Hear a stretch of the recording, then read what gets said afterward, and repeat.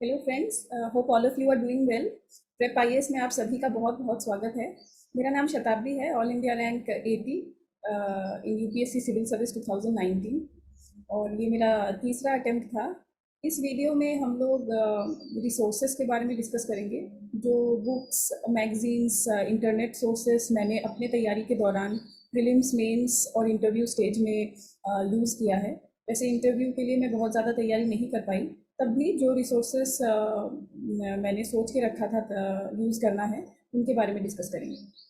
तो सबसे पहला जो गोल्डन रूल मैंने फॉलो किया था और इनफैक्ट पहले अटेम्प्ट में फॉलो नहीं कर पाई, that was a major mistake. वो है रिसोर्सेस बहुत ज़्यादा फैला दिया था, बहुत ज़्यादा रिसोर्सेस यूज़ किया था और रिविजन के टाइम बहुत रिसोर्सेस को रिवाइज नहीं कर पाई। वो एक मेजर मिस्टेक था मेरे पहले अटेम्प्ट में। तो गोल्डन रूल ये है कि रिसोर्सेज बहुत लिमिटेड रखना है और वही लिमिटेड रिसोर्सेज को बार बार रिवाइज एंड री रिवाइज करना है जब तक आपको कॉन्फिडेंस नहीं आता। और irrespective of the number of attempts आपको रिसोर्सेज लिमिटेड ही रखना है, क्योंकि इस एग्ज़ाम में टाइम बहुत कम है एंड टाइम बहुत ही एक क्रिटिकल फैक्टर है। तो अगर आप कोई भी एक सब्जेक्ट पे पीएचडी करने लगेंगे तो आपका बहुत टाइम, एनर्जी, एफर्ट वेस्ट होगा एंड उसका बेनिफिट भी बहुत ज़्यादा आपको नहीं मिलेगा। तो लेट्स स्टार्ट ऑफ, एक एक सब्जेक्ट करके लेंगे एंड उसका मेंस में क्या यूटिलिटी है, प्रीलिम्स में यूटिलिटी है कि नहीं, ये देखेंगे और रिसोर्सेज क्या मैंने यूज़ किया था ये देखेंगे। तो सबसे पहले we will discuss about history. उसमें मॉडर्न हिस्ट्री सबसे पहले। मॉडर्न हिस्ट्री बहुत क्रिटिकल है both for preliminary stage and mains, paper one, GS paper one. तो आई थिंक प्रीलिम्स और मेंस दोनों के लिए मॉडर्न हिस्ट्री के रिसोर्सेज मोर और लेस सिमिलर है। मैंने बिपिन चंद्र का बुक रेफ़र किया था मॉडर्न इंडिया के लिए, और दूसरा स्पेक्ट्रम बाय राजीव आहिर। बहुत कॉम्प्रिहेंसिव बुक है। आप चाहे तो उसका नोट्स बना सकते हैं, मैंने नोट्स नहीं बनाया है क्योंकि मतलब टाइम थोड़ा शॉर्ट था एंड मतलब मोस्ट ऑफ द लाइंस अपने आप में इम्पॉर्टेंट है, तो आप उन लाइंस को, कीवर्ड्स को, डेट्स, ईयर्स, नेम्स, उसको उस बुक में ही अंडरलाइन करके बाद में उन्हीं अंडरलाइन पोर्शंस को रिवाइज कर सकते हैं। आप चाहे तो नोट भी बना सकते हैं ताकि एग्ज़ाम से पहले आप क्विकली वो कंसाइज नोट्स को रिवाइज कर सकें।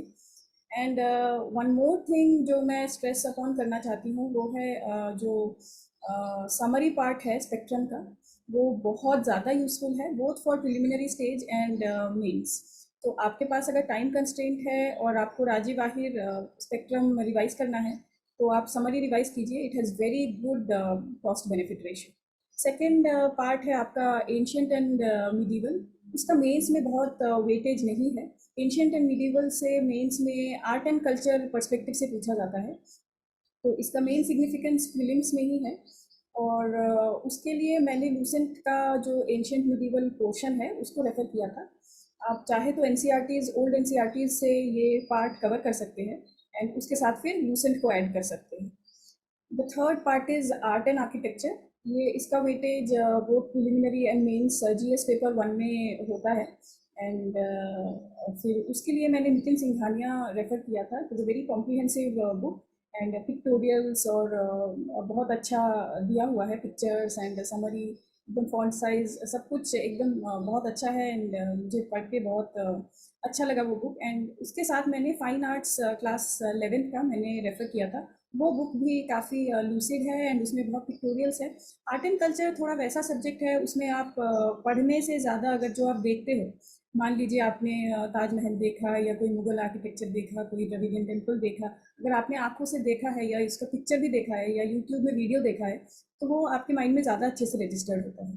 तो along with fine arts class 11th and Nitin Singhania, अगर आपको लगता है you can take the help of YouTube videos to consolidate the art and architecture better. तो उसके बाद we will come to world history part.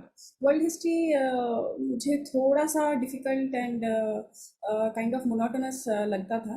तो वर्ल्ड हिस्ट्री के लिए मैंने यूट्यूब वीडियोस, जैसे जो भी सिलेबस के पार्ट्स है, फ्रेंच रेवोल्यूशन हो या अमेरिकन रेवोल्यूशन हो, उस पर छोटे छोटे वीडियोस अवेलेबल हैं यूट्यूब पे, मैंने उनका हेल्प लिया था। अपार्ट फ्रॉम दैट मैंने विजन का एक 200 पेजेस वाला बुकलेट आता है, उससे थोड़े पोर्शंस कवर किए थे। Apart from that I think जहाँ भी आपको दिक्कत आ रहा हो या समझने में प्रॉब्लम है, that particular part you can just type it on the internet and take a brief summary of that portion. तो that is about world history. इसका weightage mains GS paper one में है एंड प्रीलिम्स में कोई question world history से as such नहीं आता है। उसके बाद आता है पोस्ट इंडिपेंडेंस। अगेन इससे बहुत ज़्यादा वेटेज प्रीलिम्स में नहीं है। मेंस में जीएस पेपर 1 में एक दो क्वेश्चंस आते हैं पोस्ट इंडिपेंडेंस से। मैंने इसको टॉपर्स नोट से कवर किया था, to be specific Anudeep sir का एक बुकलेट मार्केट में अवेलेबल है, उनका हेल्प लिया था। एंड अपार्ट फ्रॉम दैट एक विजन का बुकलेट आता है अराउंड 40-50 पेजेस का, उससे पोस्ट इंडिपेंडेंस वाला पार्ट कवर किया है। Next polity. पॉलिटी बहुत ही एक क्रिटिकल सब्जेक्ट है both for prelims and mains.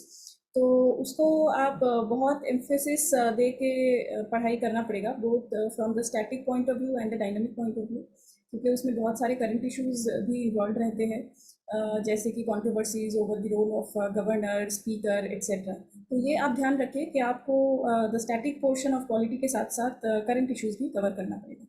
तो क्योंकि ये दोनों के लिए इम्पॉर्टेंट है prelims and mains, and Lakshmikanth is considered the bible for UPSC preparation. इस बुक को आप जितनी बार पढ़ सकते हैं पढ़ें, till the time you feel confident. And mains में लक्ष्मीकांत के साथ साथ आपको मंथली मैगजीन्स, फिर daily newspapers like Hindu, Indian Express से जो भी डायनामिक चीज़ें हैं उसको कवर करना पड़ेगा। Apart from that, if time permits, do refer to Yojana Kurukshetra for anything relevant with regard to politics. तो यही 3-4 बुक्स एंड मैगजीन्स है लक्ष्मीकांत के लिए, which will help you both for prelims and mains. Laxmikanth, Yojana Kurukshetra, selective reading, the Hindu and Indian Express and monthly magazines.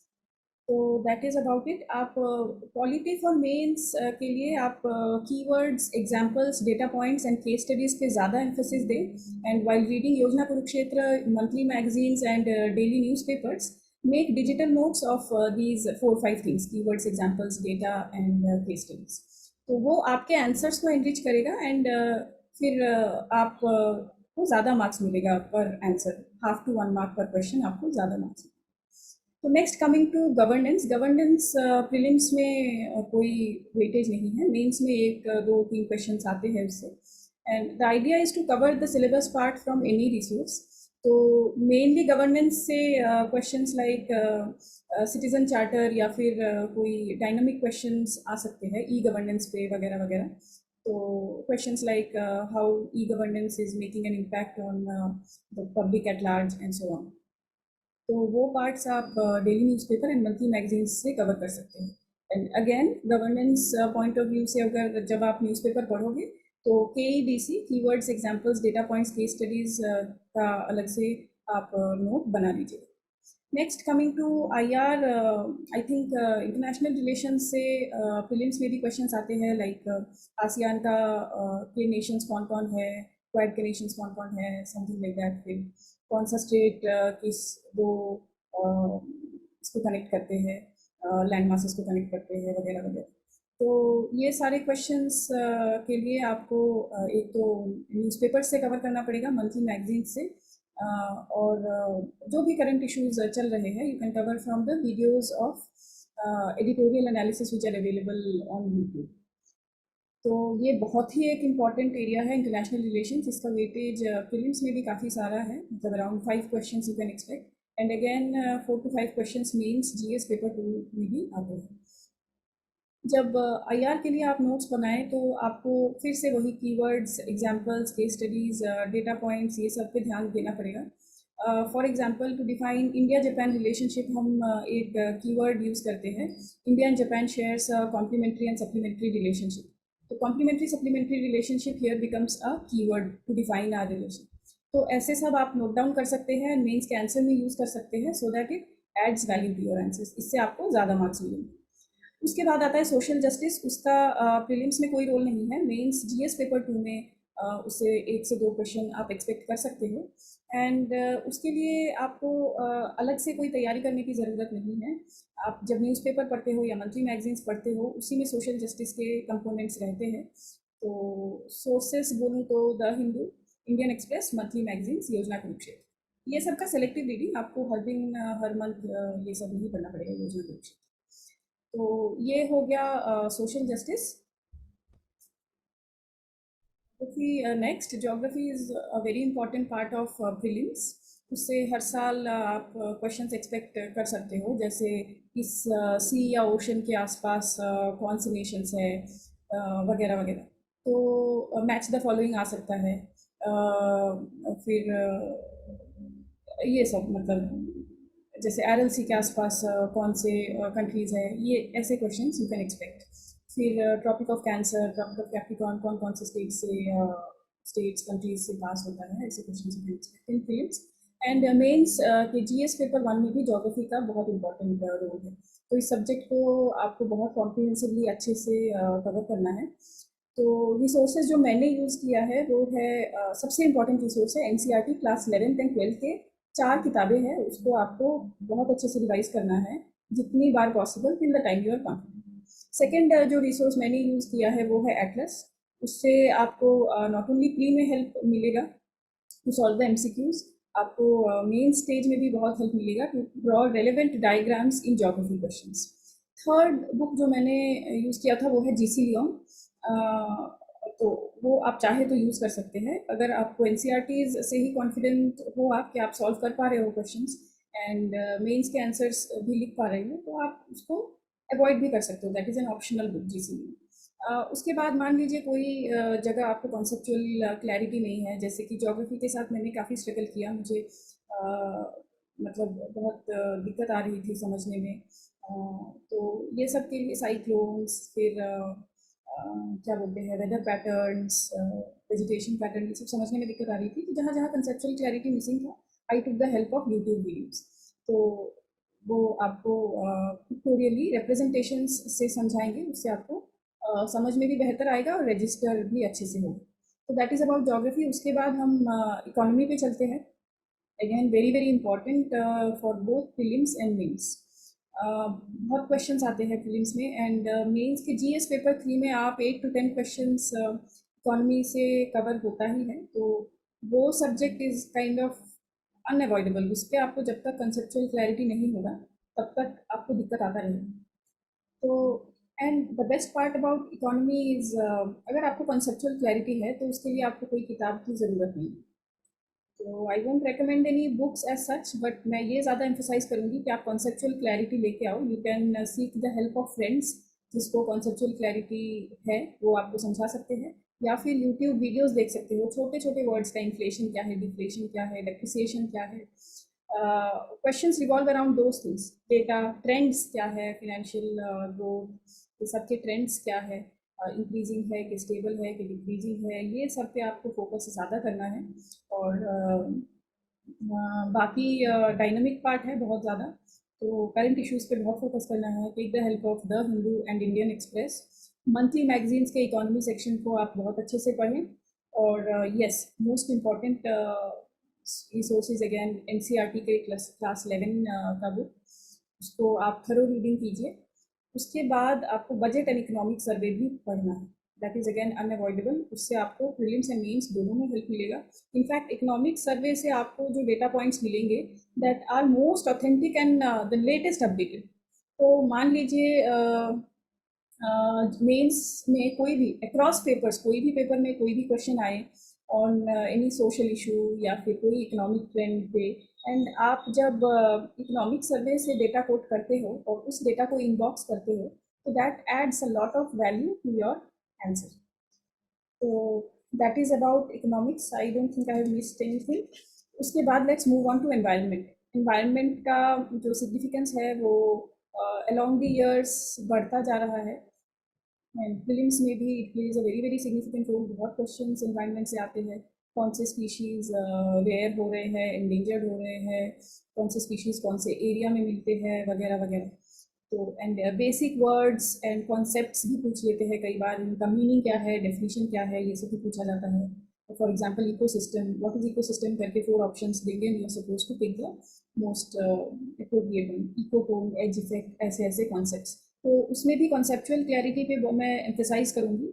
मैंने इसको Shankar IAS से cover किया था, that is one book available in the market, आप उसका हेल्प ले सकते हैं।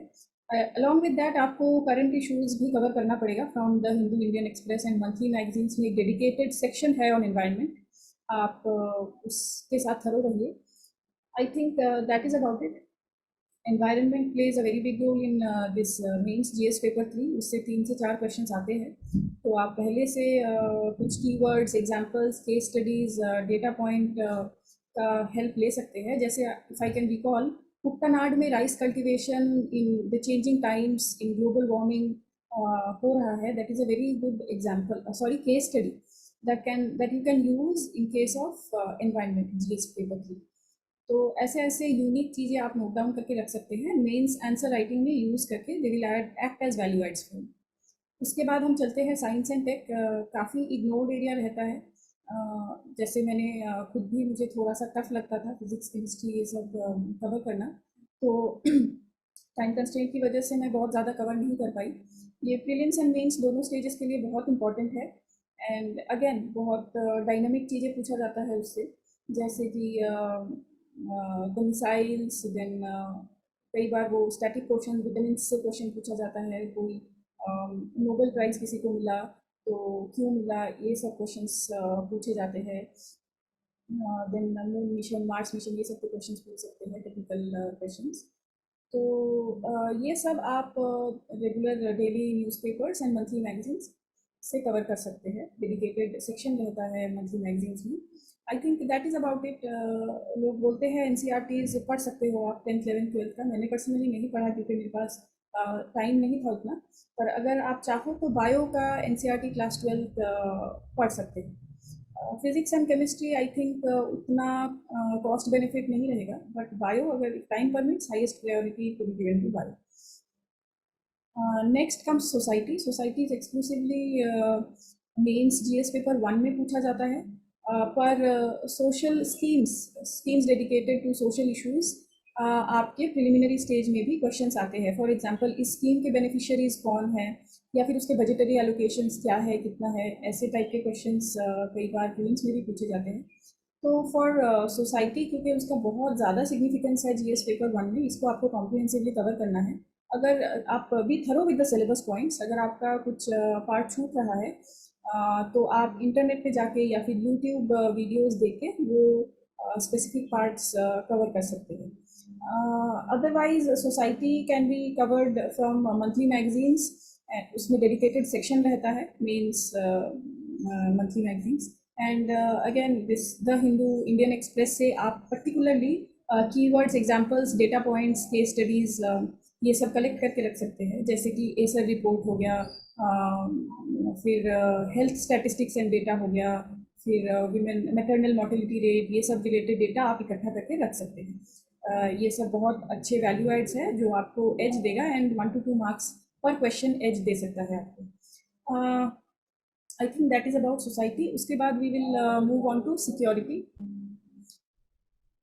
Very important from the point of view of mains GS paper 3, and उससे हर साल around 4 to 5 questions do come. तो इसको बहुत होलिस्टिकली आपको कवर करना है।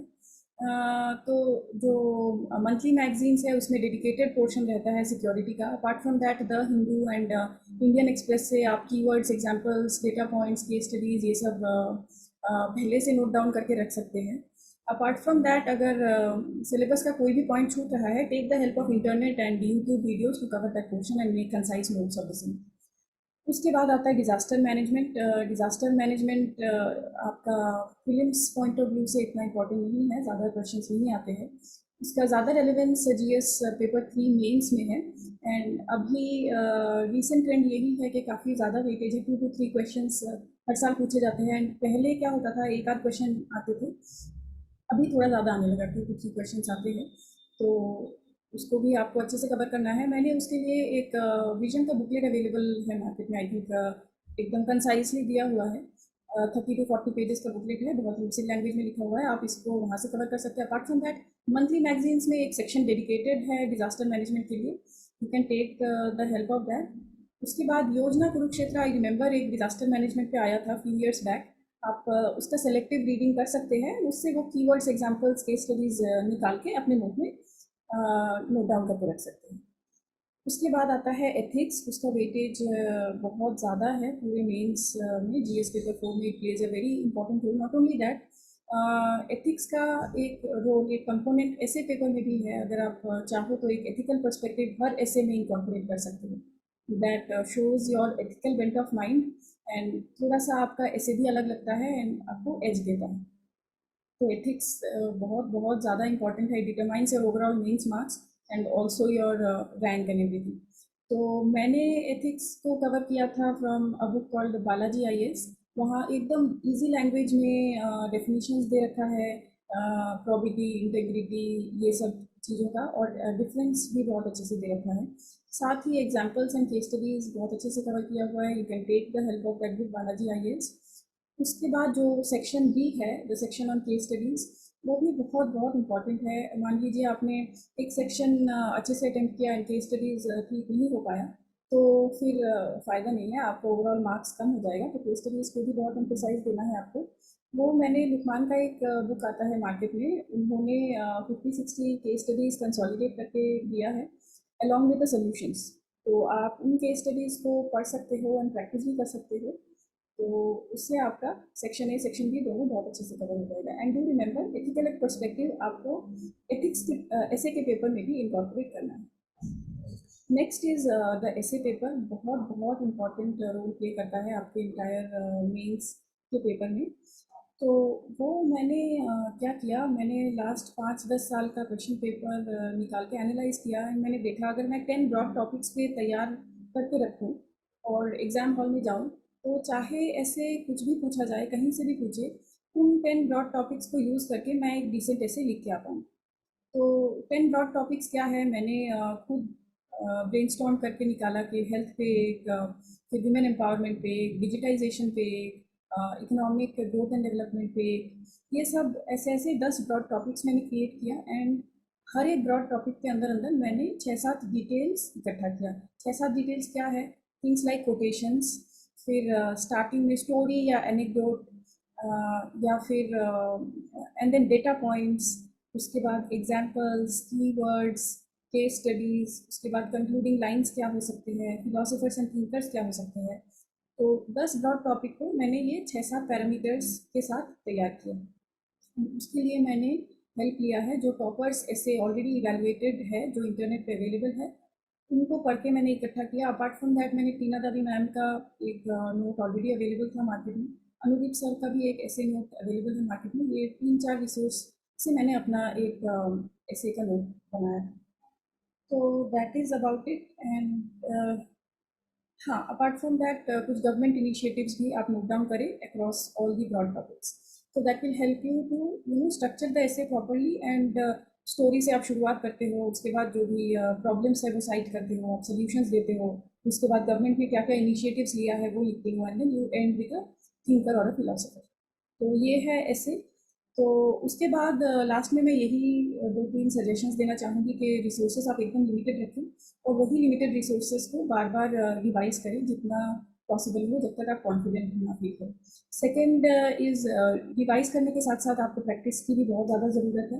तो प्रैक्टिस करने के लिए प्रीलिम्स में आप जितना ज़्यादा पॉसिबल है क्लासरूम एनवायरनमेंट में मॉक टेस्ट दीजिए, एंड मेंस के लिए जितना ज़्यादा आप डेली आंसर राइटिंग कर पाते हो, 5 to 10 क्वेश्चन आप टाइम बाउंड मैनर में बैठ के लिखिए answer writing practice. I think third चीज़ ये है कि before you add any new resource, आप बहुत अच्छे से सोच लीजिए कि इसका कॉस्ट बेनिफिट क्या है। मान लीजिए वर्ल्ड हिस्ट्री के लिए आप you are thinking about adding any resource which is say 300 pages. तो वर्ल्ड हिस्ट्री से 1 या 2 क्वेश्चन आते हैं हर साल, उसके लिए 300 पेजेस पढ़ना क्या वर्थ इट है? क्या आप लास्ट मंथ में इसको रिवाइज कर पाओगे? ये सारी बातें सोचना आपके लिए बहुत ज़्यादा ज़रूरी है। So that is about my resource list for UPSC. I hope you will be able to benefit from it. Thank you and God bless.